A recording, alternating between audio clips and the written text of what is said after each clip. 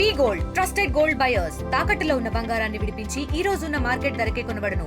మరిన్ని వివరాలకు సంప్రదించండి 7771077720. పాలిటెక్నిక్ కళాశాలలో జరిగినటువంటి ఘటన ఏదైతే ఉందో బాత్రూంలలో కెమెరాలు పెట్టినటువంటి ఘటనపై పూర్తిగా విద్యార్థులు ఆందోళన చేస్తున్నటువంటి నేపథ్యంలో పోలీసులంతా కూడా ఇక్కడికి చేరుకోవడం జరిగింది. స్థానిక డిఎస్పీ కూడా ఇక్కడికి రావడం జరిగింది. విద్యార్థులతో మాట్లాడారు. అసలు వీరికి ఎటువంటి ఎవిడెన్స్ వచ్చింది, ఈ ఘటనపై ఎటువంటి చర్యలు తీసుకుంటారు, డిఎస్పీ గారితో మాట్లాడదాం. సార్ చెప్పండి, అసలు ఏం జరిగింది ఇక్కడ, మీకు వచ్చినటువంటి కంప్లైంట్ ఏంటి, మీ ప్రాథమిక విచారణలో ఏంటి? మాకు ప్రాథమిక విచారణ మాకు వచ్చిన కంప్లైంట్ ఏంటంటే అమ్మాయిల బాత్రూంలో ఒక అతను ఇక్కడ చదువుకునే వ్యక్తే సెల్ ఫోన్ పెట్టి వీడియో రికార్డ్ చేస్తుంటే వాళ్ళు వాష్రూమ్ పోయినప్పుడు వీడియో రికార్డ్ చేస్తుండని సమాచారం మీదకి రావడం జరిగింది. మేము కేసు రిజిస్టర్ చేసి అతని మీద యాక్షన్ తీసుకుంటాం. అతడు కూడా మా అదుపులోనే ఉన్నాడు ప్రజెంట్. అతని మీద యాక్షన్ తీసుకుంటాం కంపల్సరీ. మొబైల్ని నిందితుడిని ఇద్దరిని అదుపులోకి తీసుకున్నాం. అది కూడా చెక్ చేసి చూస్తాం. చెక్ చేశారా స్వామి? ఇప్పటి వరకు మొబైల్లో ఏముంది? సి టీంలో అమ్మాయిల స్టేట్మెంట్లు సి టీంలో రికార్డ్ చేస్తారు.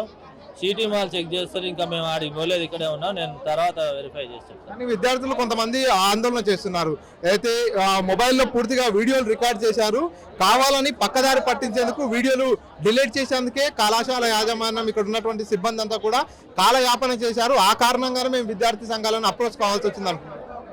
ఇప్పుడు ఒకవేళ అట్లాంటి ఎవరన్నా డిలీట్ చేయాలని ప్రయత్నం చేస్తే వాళ్ళ మీద కూడా మా ఉన్నతాధికారులకు రిపోర్ట్ పంపడం జరుగుతుంది. ఆ వీడియో మా దగ్గరే ఉంది, అంటే మొబైల్ ఫోన్ మా దగ్గరే ఉంది. అది అమ్మాయిలు మా ఉమెన్ ఎస్ఐ గారు వెరిఫై చేసిన తర్వాత దాని మీద ఏమున్నది అనేది వీళ్ళు కూడా అమ్మాయిలకు తెలియజేస్తాం.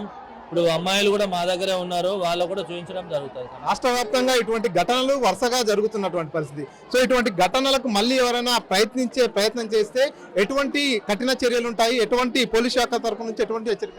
ఈ మహిళలపై కానీ ఎవరి మీద కానీ వీడియోలు తీసినా, వాళ్ళ ప్రైవేట్ అంటే పర్సనల్ లైఫ్కు భంగం కలిగించిన వాళ్ళ మీద చట్టపరమైన చర్య తీసుకుంటాము. మరి విద్యార్థుల మీద ఎవరైనా ఏం చేసినా కానీ తప్పకుండా వాళ్ళ మీద కఠిన చర్యలు తీసుకోవడం జరుగుతుంది.